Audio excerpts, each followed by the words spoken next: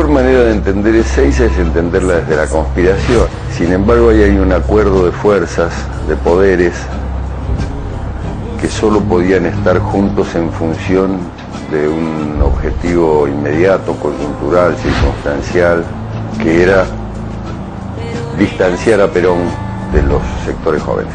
Nosotros apostamos absolutamente toda nuestra capacidad organizativa, las fuerzas y demás, en que se produjera un hecho de masas. Si no hubiera habido la presencia del grupo delirante, fundamentalmente estimulado por López Rega, vía Osinde, Norma Kennedy, que la inteligencia de las Fuerzas Armadas se suman, y la policía se suman y participan abiertamente de eso. Se hablaba de que había sido la izquierda la que había empezado a tirar, después se demostró que no, que había sido la derecha, liderada por Osinde. Osinde era el que estaba a cargo del operativo de seguridad. Por supuesto la izquierda respondió y se mataron. Fue una emboscada. Fue una emboscada. Nosotros no íbamos armados. Y nosotros posiblemente pecamos de ingenuos. Pecamos de ingenuos en el sentido que, volcado todo el esfuerzo en garantizar el arribo de miles y cientos de miles de compañeros a ese acto, nos despreocupamos por lo demás pensando que no había fuerza que pudiera oponerse a ese potencial de masas en la calle. No había instrucciones de venir armados. Sí había algunos pelotones de seguridad que tenían algunas armas cortas, no había armas largas. Nosotros las teníamos, esas armas, hubiéramos tenido las armas como para dar un combate frente a ese barco, seguro.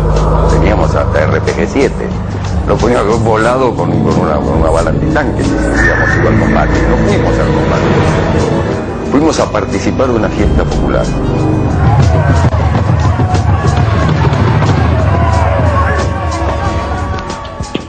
Lo cierto es que Perón eligió rodearse del ala más conservadora de su partido. En su política pendular, el general había virado a la derecha.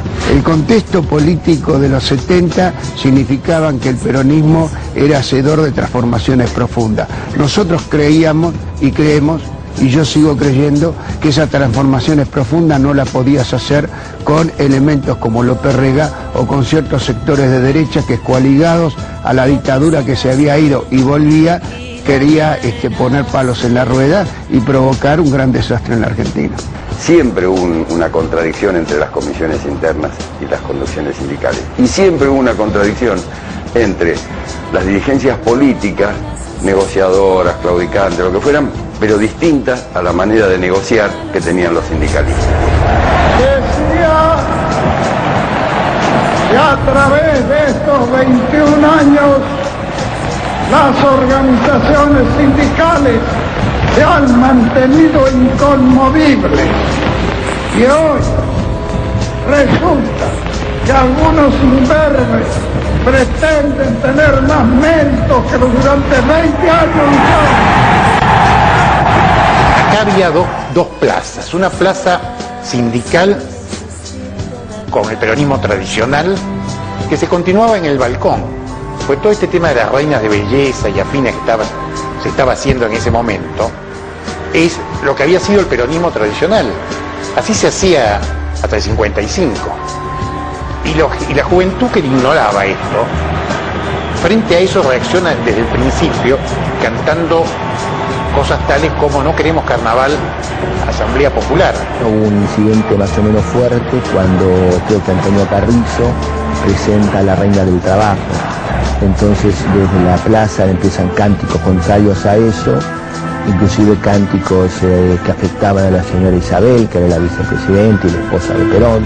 El general pensó que se le había ido las manos, sin duda, que tenía algo, tenía que contestarles a los cantos de tono agresivo, pero no romper el movimiento como de hecho lo estaba haciendo en ese momento.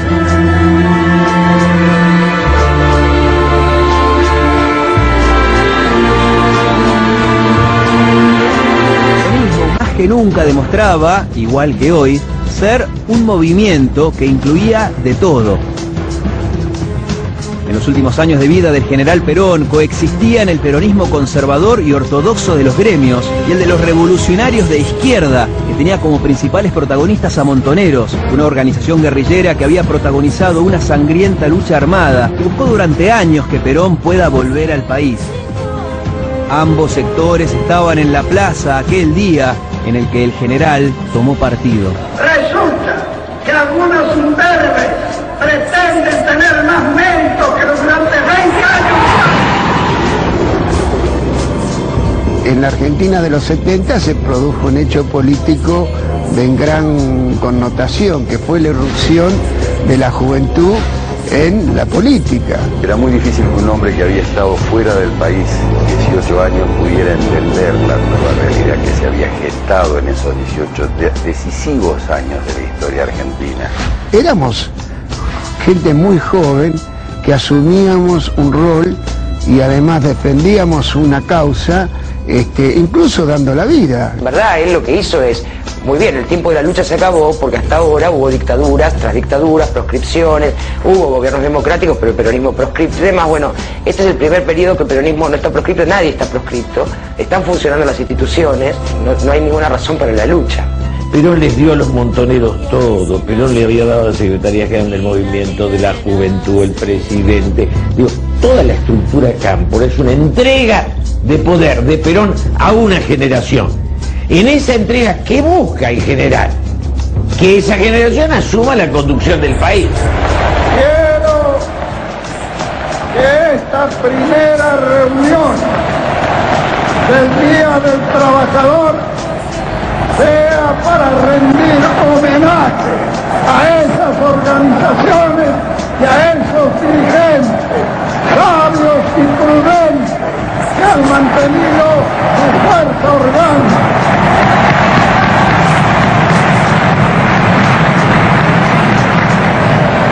Compañeros que han visto caer a sus dirigentes asesinados sin que haya todavía sonado el escarmiento.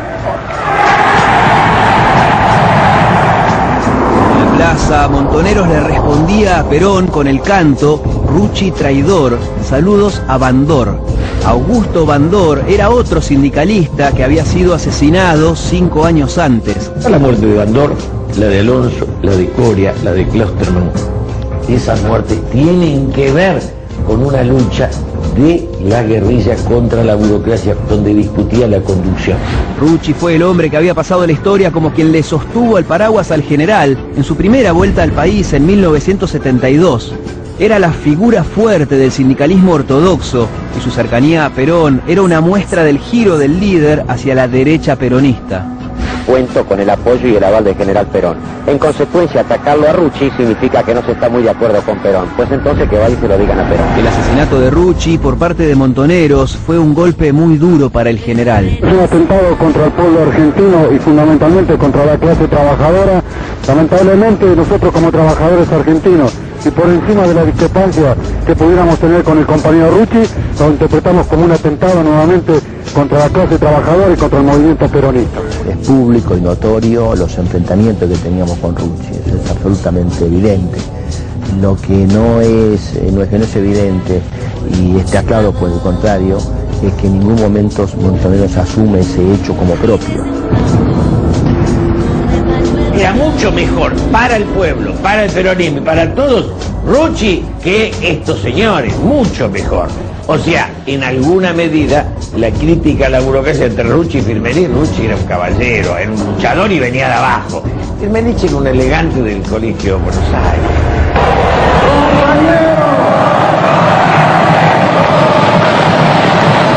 Nos hemos reunido durante 9 años en esta misma plaza. Y en esta misma plaza hemos estado todos de acuerdo en la lucha que hemos realizado por las reivindicaciones del pueblo argentino. Ahora resulta que después de 20 años hay algunos que todavía no están conformes de todo lo que hemos hecho. Vos existías sin existir todavía.